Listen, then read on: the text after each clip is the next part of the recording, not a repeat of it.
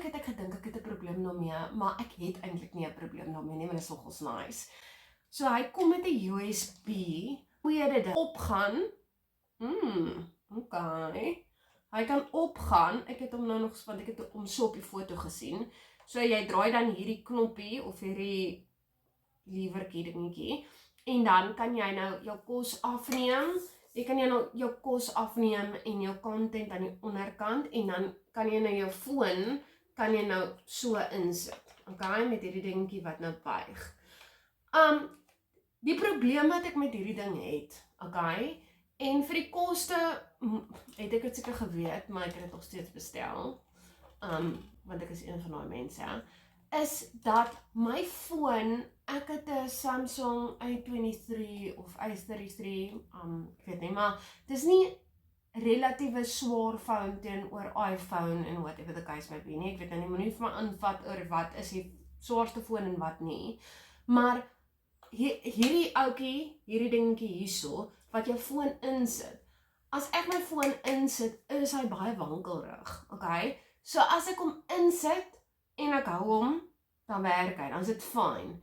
Maar dis nie, as jy goeie kwaliteit wil hê, move on, kry vir jou 'n ander ordentlike, betaal maar die ekstra geld daarvoor, en kry vir jou ordentlike ring light. Wat nice van hom is sy pote, sy staans, wat lekker, ek moet sê dit is relatief stabiel, maar weer eens in die Samsung is, as jy hierdie ding verhoog of hoër maak, ek gaan dit net gou hoër maak, jy kan hom nou hoër maak hierso, okay, jy kon, there we go, okay, hy is op sy hoogste, okay, en, maar jy kan hom nou, so swing,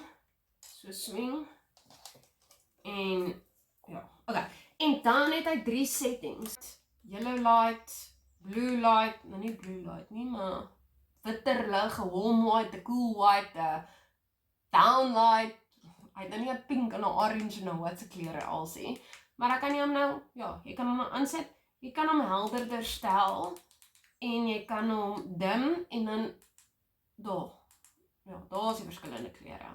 Okay, so ek dink hy het 4 settings, en dan kan obviously aan en af,